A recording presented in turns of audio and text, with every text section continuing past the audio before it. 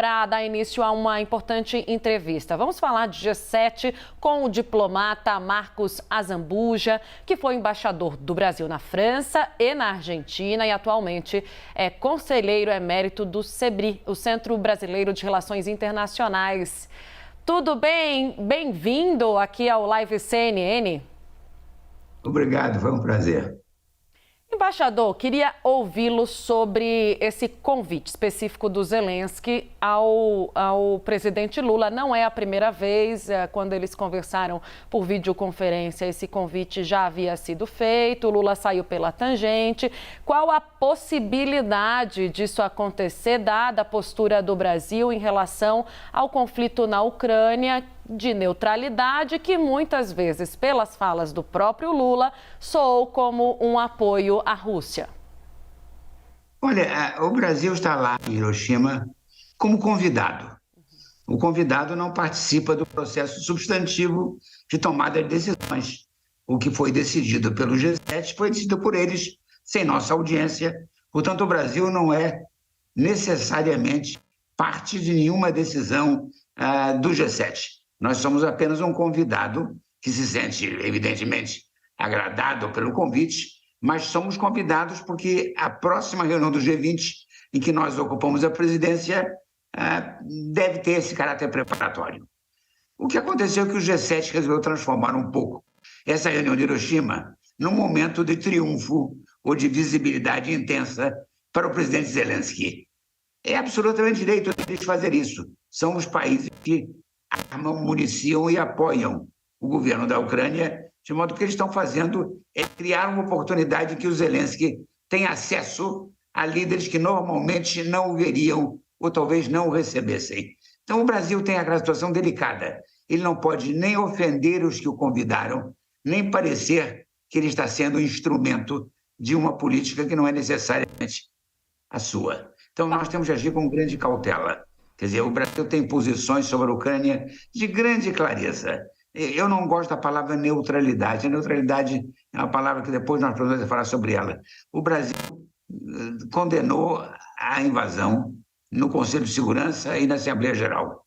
O Brasil lamentou que a expansão da OTAN em direção à Ucrânia tenha levado a essa crise. O Brasil quer se reserva para ser um dos países que serão decisivos na procura da paz. Portanto, o Brasil não está neutro, o Brasil está sendo fiel aos seus interesses e fiel aos seus valores. É o que nós temos que fazer. Sobre o encontro aí em Hiroshima, é uma decisão muito local, vai depender de circunstâncias que eu daqui não posso prever.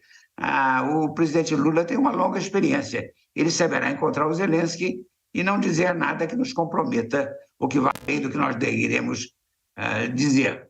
Mas, por outro lado, não gostamos de ser usados para um jogo de publicidade. Então, é um momento delicado. A reunião do G7, que tem alguma importância, mas, sobretudo, é uma plataforma hoje para que o presidente Zelensky tenha grande visibilidade e grandes acessos. E nós, talvez, tenhamos que pensar se nós queremos ser partes desse exercício de publicidade.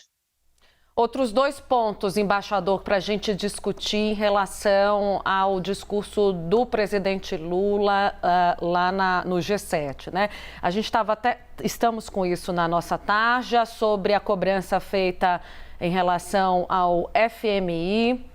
O governo Lula tem se posicionado já a favor de uma reforma de organismos multilaterais, como o Banco Mundial e o FMI.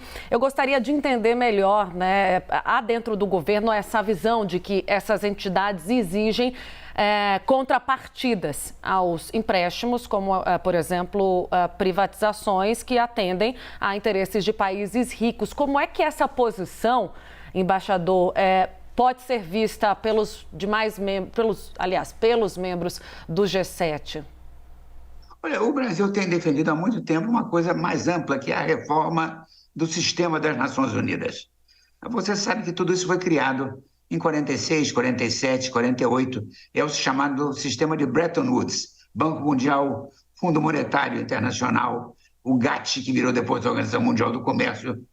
Tudo isso prestou serviços valiosos, mas todas essas instituições envelheceram um pouco. elas têm um pouco a sua idade. Elas têm a idade de mais de 70 anos, de modo que o mundo mudou, afilandou. Aí o Brasil é a favor de um revisionismo de instituições que foram e são importantes, mas que precisam hoje reajustamento e atualização. Portanto, o Brasil é um país que defende que, para um mundo novo, há que ter instituições novas. Não é jogar fora o passado, não. É atualizar, é fazer uma sintonia fina, é fazer com que o que era bom fique claramente melhor e com uma resposta mais eficaz a um mundo que mudou completamente. Um mundo de 40 países do tempo de Bretton Woods, hoje é um país de 200, um mundo de 200 países. Então, o Brasil quer uma reforma geral da governança mundial. De modo que vamos ver o que nós podemos fazer. No momento, dizer as mesmas coisas convém, repetir o discurso não é mal. Agora, eu não estou vendo no momento condições para que haja essa revisão. O mundo está vivendo um momento de certa paralisia das vontades. Não há lideranças capazes de levar isso adiante.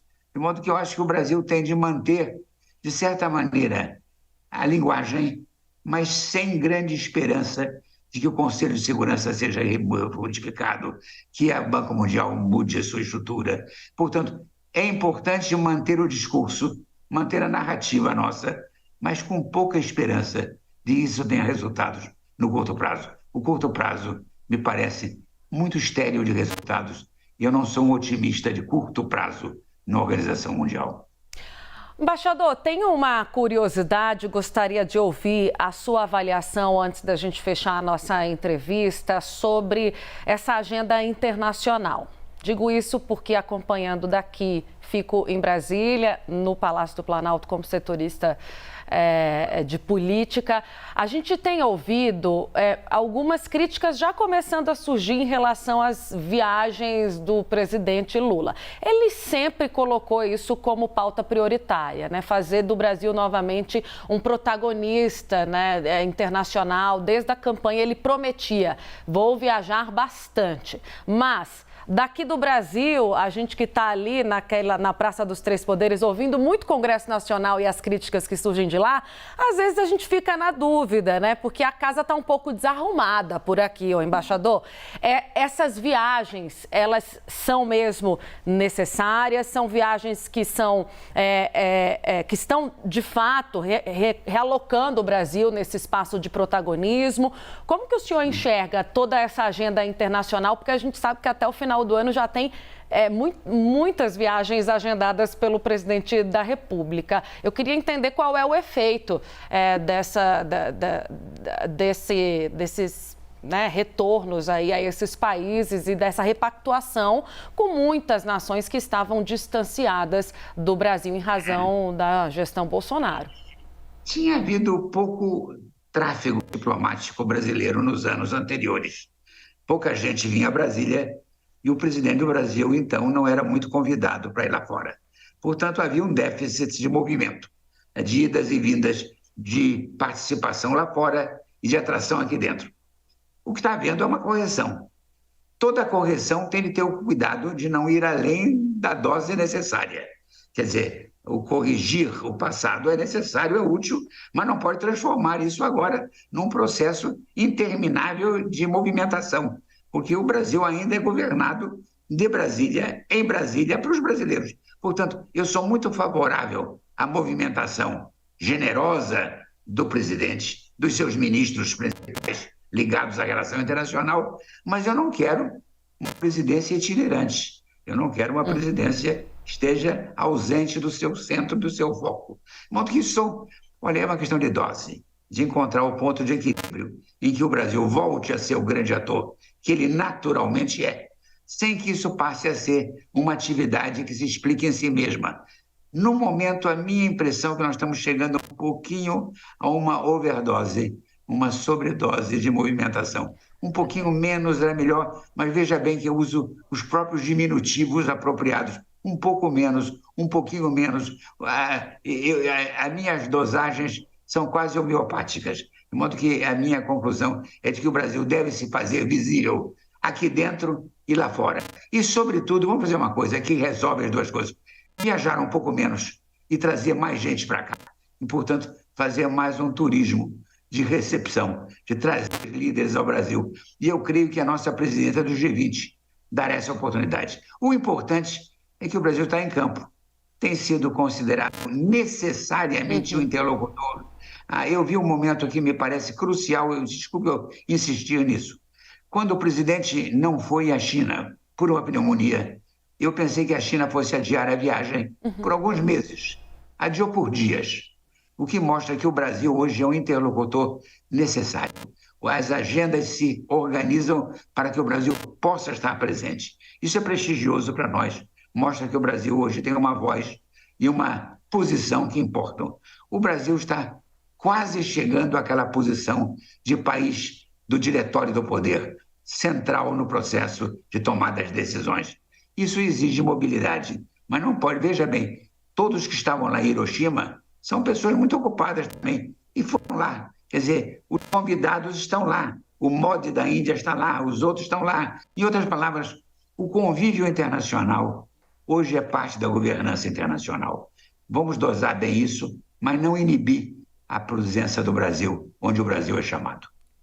Excelente conselho. Obrigada. Conversamos agora com Marcos Azambuja, que foi embaixador do Brasil na França e na Argentina e hoje é conselheiro mérito do Centro Brasileiro de Relações Internacionais. Muito obrigada, embaixador. Até uma próxima.